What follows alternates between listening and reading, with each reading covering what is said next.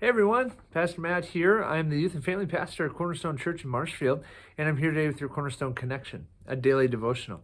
So, it is time for us to get into the book of James, which is a really great book. If you just want to see the practicality of the Christian faith and just really want to walk this thing out, James is going to give you a roadmap on how to have your actions and your words match what you say you believe. And sometimes James' words can be a bit cutting, and you can go, wow, that kind of cuts to the heart. Well, it does. And it's the word of God, and God used James in that way to just really be a truth teller and to give us a guide for how we are to actually live out this faith that we claim that we have. Now, today we're in James chapter 3. And we're going to focus on the back half of James chapter 3, but please don't ignore the first half because it talks about this thing, the tongue, and how we use it and how powerful it is and how it can be used for good and it can be used for bad. It can build people up and tear people down. And so we need to really think about things before we say them, right? And man, have I screwed up in that area plenty of times. Now, as he gets to the back half of chapter 3, James talks about, in my Bible, it's subtitled, two kinds of wisdom. And we're going to see James describe wisdom that comes from this earth, or at least they call it wisdom. And then we're going to see wisdom that God provides to those who seek it from heaven. And my guess is, if I ask you the question, which I will right now, do you want wisdom? Do you want to be known as wise? My guess is most people are going to say, yeah, of course I do. And my guess is that you are going to want to have a godly wisdom, a heavenly wisdom, not a wisdom that our world looks at and says, oh, that's what wisdom is, the guy who earns the most money and has the most fame and popularity and who gets his way all the time.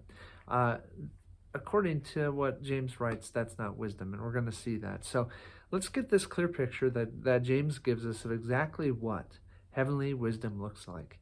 And then it's time for us to ask for that. God, please help us to gain this wisdom and apply this wisdom that you provide. So check out the differences here. Here's what James writes, starting in verse 13. You can join me there. It says, "Who is wise and understanding among you? Let him show it." There it is, the showing of our faith. "Show it by his good life, by deeds done in the humility that comes from wisdom." There's humility in true heavenly wisdom. "But if you harbor," verse 14, "if you harbor bitter envy, selfish ambition in your hearts, do not boast about it or deny the truth.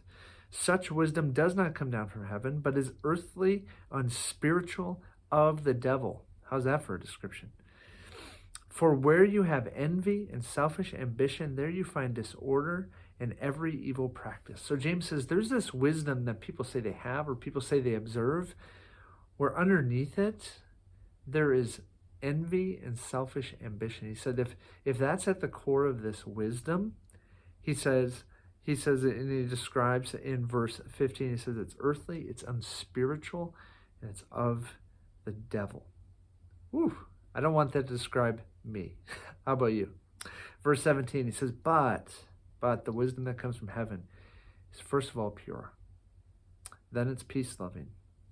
It loves peace, craves peace. It's considerate, thinks of others before myself. It's submissive. It puts myself under others, not in a I'm being made to do that, but in a I want to be under that person. I want to help lift them up. That's what this submission is all about. He says it's also, this wisdom is full of mercy. It extends forgiveness. It extends God's compassion to people even though they don't deserve it. It's full of good fruit, James says.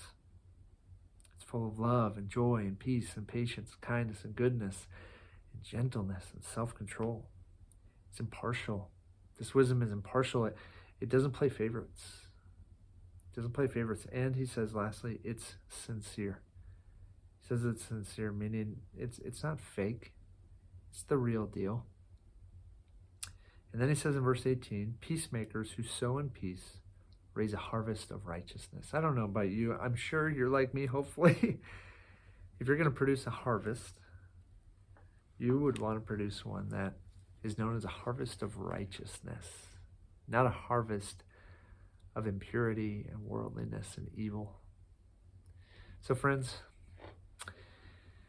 We're told that if we lack wisdom, we are to ask God. James tells us that in a different part of this text.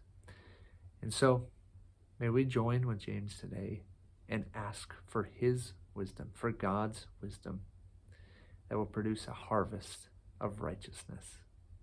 Friends, have a great day, and I can't wait to see you next time on the Cornerstone Connection.